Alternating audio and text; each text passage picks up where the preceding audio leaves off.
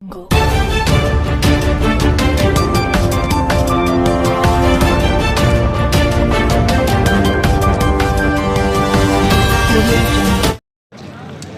Of Gujarat ન્યૂઝમાં આપનું હાર્દિક સ્વાગત છે। વાત કરીશું આજના મુખ્ય સમાચારની। વડોદરા શહેરના યાકુતપુરા વિસ્તારમાં આવેલ મદાર મોહલ્લાની બાજુમાં એકલાસ મોહલ્લામાં છેલ્લા 10 વર્ષ ઉપરાંતથી ગંદા પાણીની સમસ્યાથી પીડાતા રહીશોની વારે ઘડીએ રજૂઆતો બાદ પણ સમસ્યાનું નિરાકરણ ન થતાં છેલ્લા 3 વર્ષ ઉપરાંતથી નવીન પાઇપલાઇન નાખવામાં આવી હતી, પરંતુ તેને આજ દિન સુધી ચાલુ ન કરવામાં આવતા સામાજિક કાર્યકર હુસેનભાઈ મુલતાની વિસ્તારના નાગરિકો સાથે વડોદરાની મહાનગરપાલિકાની મોટી કચેરી ખાતે પહોંચી ગયા હતા અને પાણી પુરવઠાના અધિકારી હેમલસિંહ રાઠોડ સાહેબને રજૂઆત કરી હતી, જે વિસ્તારના નાગરિકોની સમસ્યાનું 2 દિવસમાં નિરાકરણ કરવાની બાંહેધરી આપી હતી।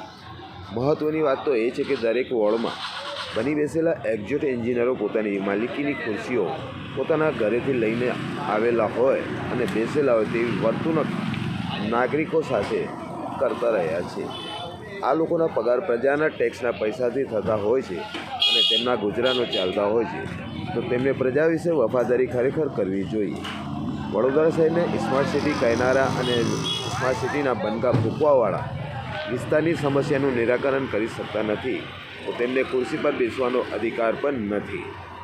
ના કામ કરવા હોય તો ઘરે જઈને બેસી જવું જોઈએ અને વડોદરા મહાનગરપાલિકા મ્યુનિસિપલ કમિશનર સાહેબના નવા અધિકારીઓની નિમણૂક કરવી જોઈએ કે જેઓ પ્રજાના હિત માટે કામ કરી શકે તેવા અધિકારીઓની નિમણૂક ખાસ કરવી જોઈએ। રિપોર્ટ અફજલભાઈ શેખ, કેમેરામેન નિસાર સૈયદ, વડોદરા, ગુજરાત।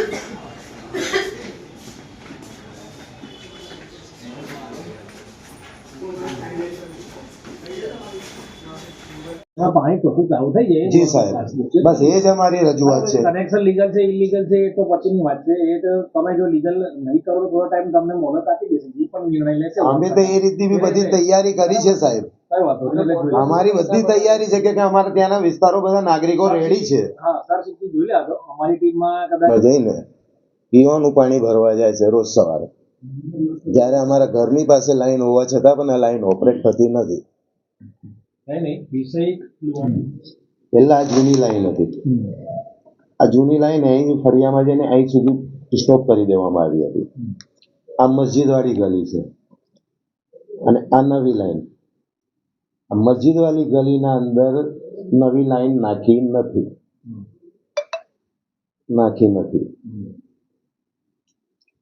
હવે સુનિલભાઈ જે હતા એન્જિનિયર, તેમને અમને એમ કીધું કે આ લાઈન આપણે અહીંથી કટ કરી દઈશું, જૂની લાઈન, એટલે આ લાઈનથી ખાલી મસ્જિદની લાઈનની ગળીવાળા બધાને પાણી સદંતર મળતું રહે। કનેક્શન નંબર અંદર નથી, અમુકના છે અમુકના નથી।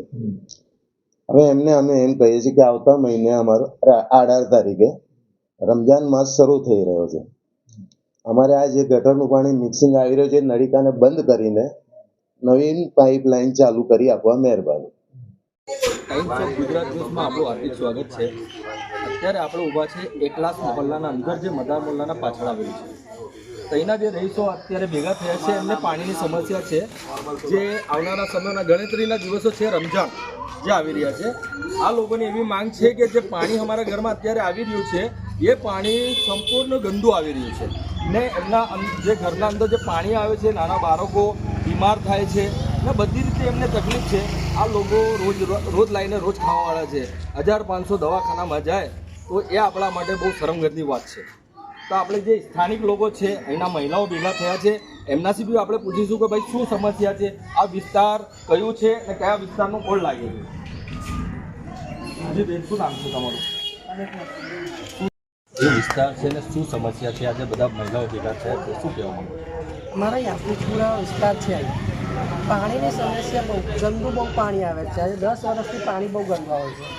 ને અમે વોર્ડ નંબર 6માં જાય છે અને પણ કંઈ અમારે સાંભળતા નથી. અહીંના જે અધિકારીઓ છે એમના જોડે તમે ચર્ચા કરી છે? હા, કરી છે. અમે વારે ઘડી જાય છે. અમે તો શું કહેવા માંગુ છું?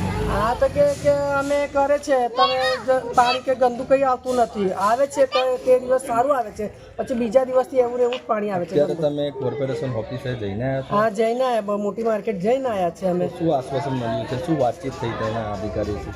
વાત તો શું થઈ કે સમસ્યા તમારી સોલ્વ કરવામાં આવશે, પણ અમારો રમજાન મહિના ચાલુ થશે હવે. પછી રમજાન મહિના દર રમજાન મહિનામાં અમને પરેશાની થાય છે. શું નામ છે આપણું? રસીદાબાનું શેખ. મિક્સિંગવાળી પાણીની તે જ આ લોકોએ ચાલુ રાખી હતી. હવે અમે કીધું કે હવે નવી પાણીની લાઈન ચાલુ કરી આપો. તો કે તમારી વેરા પાવતી નથી, તમારા કનેક્શનો ઇલીગલી છે. જેની રજૂઆત અમે નિલેશ પરમાર સાહેબ, જે એન્જિનિયર છે, ડેપ્યુટી એન્જિનિયર, તેમની સાથે વાત કરાવતા તે નિલેશભાઈએ પણ તેમને કહ્યું કે આખું વડોદરા ઇલીગલી કનેક્શન વાળું છે, તમે ચાલુ કરી દો, આ લોકોની એક સમસ્યા પૂર્ણ કરો. તો ભાવિનભાઈ પરમાર જે છે તે જે ખુરશી પર બેઠા છે, તે પ્રજાના ટેક્સના પૈસાથી તેમને પગાર મળે છે, એ પ્રજાની સાથે દુર્વ્યવહાર કરે છે. આવા એન્જિનિયરોને તાત્કાલિક ત્યાંથી ખસેડી મૂકવા જોઈએ.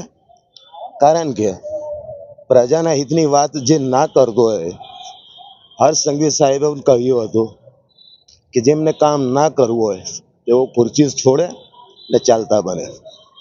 તો આવા અધિકારીઓ જો અમારી પ્રજાની વાત ના સાંભળતા હોય, તેમની કોઈ જરૂર નથી.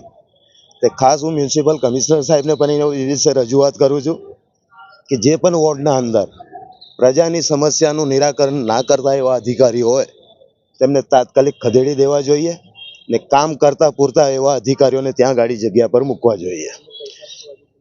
કારણ કે આ વેરા પાવતીઓ જે અમે ભરીએ છીએ તેમાં નળ કનેક્શન નંબર નથી, અમુકને છે અમુકને નથી. તો જે નળ કનેક્શનો નથી તે રહીશો દરેક પૈસા પણ ભરવા તૈયાર છે કે તમે એવું લાગતું હોય તમે તો અમારા કાયદેસર કનેક્શનો કરી આપો.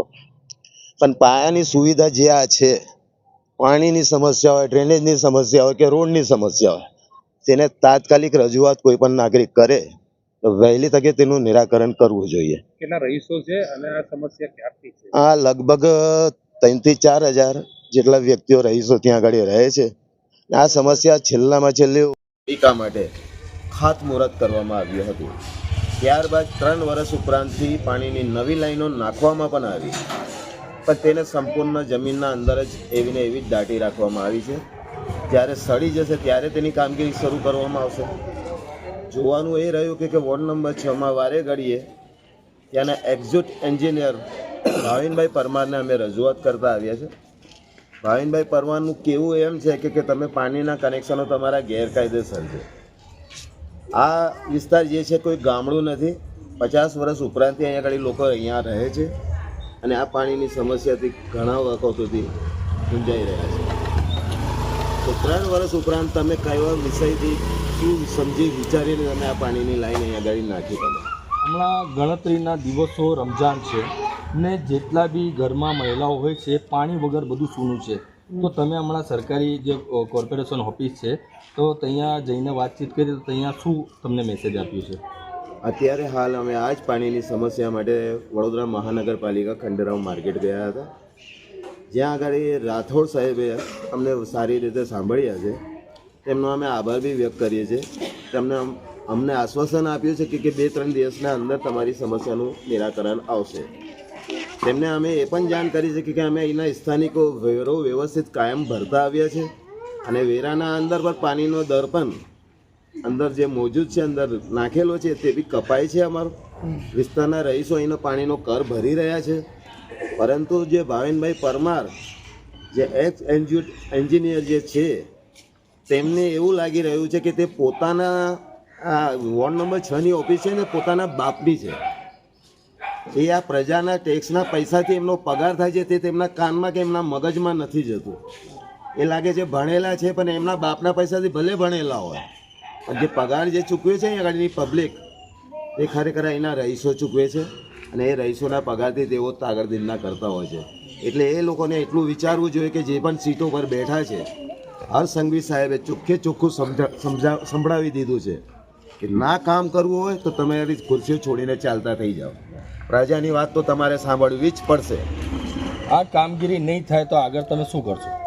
આ કામગીરી હવે જો નહીં થાય 2-3 દિવસના અંદર કે આ રમજાન મહિનાના અંદર સ્થાનિકોને પાણી જો નહીં મળે તો પછી અમે ઉગ્રમાં ઉગ્ર આંદોલન કરીશું ને જોવા જેવું કરીશું. જે વડોદરાના અંદર કોઈ જગ્યાએ નહીં થયું હોય એવું તમને જોવા મળશે. શું નામ છે આપણું? સામાજિક કાર્યકર હુસેનભાઈ મુલતાની.